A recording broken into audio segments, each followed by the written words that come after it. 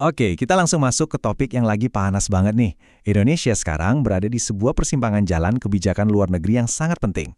Ada keputusan besar yang sudah diambil, yaitu bergabung dengan sebuah aliansi global baru yang namanya Board of Peace. Tapi, apa sih sebenarnya aliansi ini? Dan kenapa langkah ini memicu perdebatan yang begitu sengit di seluruh negeri?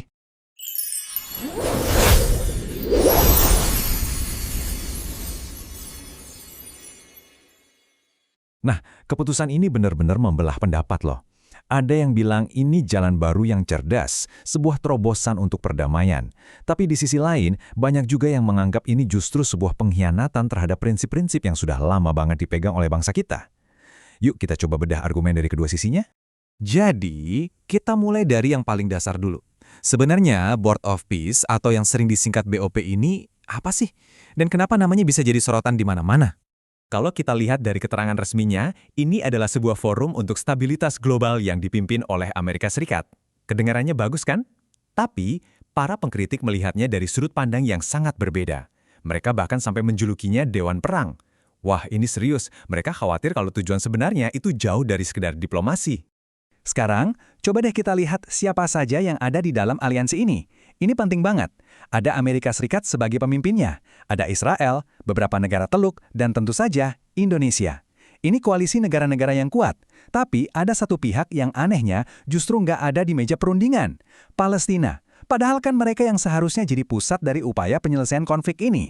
Jadi, apa sih yang mendorong Indonesia, sebuah negara dengan sejarah politik luar negeri non-blok yang begitu kuat, untuk mau bergabung? Nah, mari kita coba dalami logika di balik keputusan ini.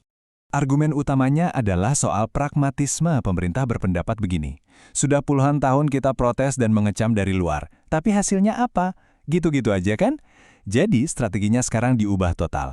Daripada cuma jadi penonton di pinggir lapangan, lebih baik kita jadi pemain strategis yang bisa memberikan pengaruh langsung dari dalam sistem. Disinilah inti perdebatannya kelihatan jelas. Setiap argumen untuk bergabung, misalnya, ini cara baru untuk membantu Palestina, langsung dibantah dengan, gimana mau bantu, Palestinanya aja nggak jadi anggota. Ini bukan sekedar perbedaan pendapat biasa ya, ini adalah benturan dua visi yang sangat berbeda untuk masa depan Indonesia di panggung dunia. Oke, sekarang mari kita dalami argumen dari pihak yang menentang.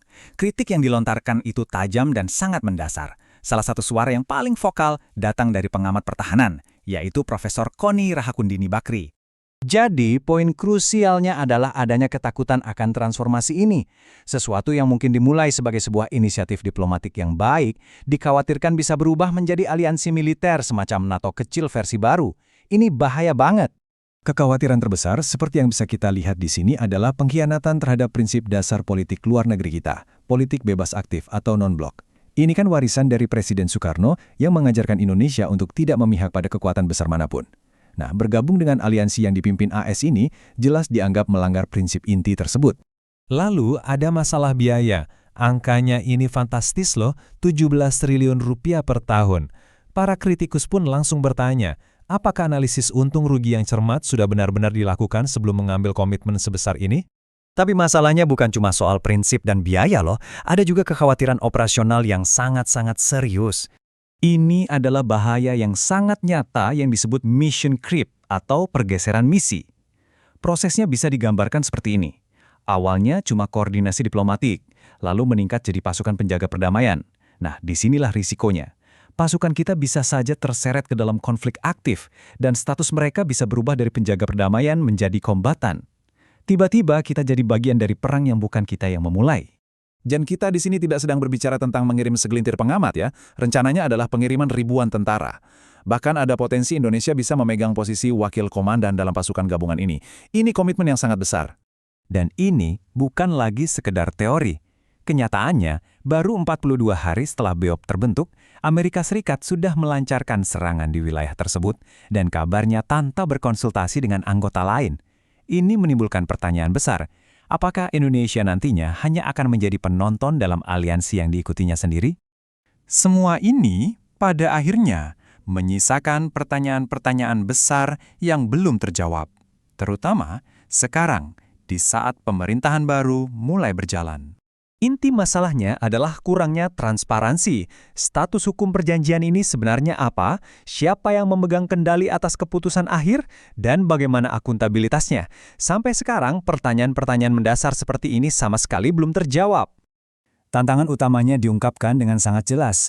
Kalau tujuannya memang untuk membantu Palestina, kenapa tidak menggunakan pengaruh baru ini untuk membawa Palestina duduk di meja perundingan saat ini juga? Dan ini membawa kita ke pemikiran akhir yang menurut saya sangat provokatif ya. Ini bukan lagi sekedar perdebatan tentang kebijakan luar negeri ya. Ini adalah sebuah ujian kedaulatan dan kekuatan seorang pemimpin baru di panggung dunia. Pertanyaannya tetap sama, apakah ini sebuah kursi di meja perundingan yang strategis atau justru sebuah jebakan?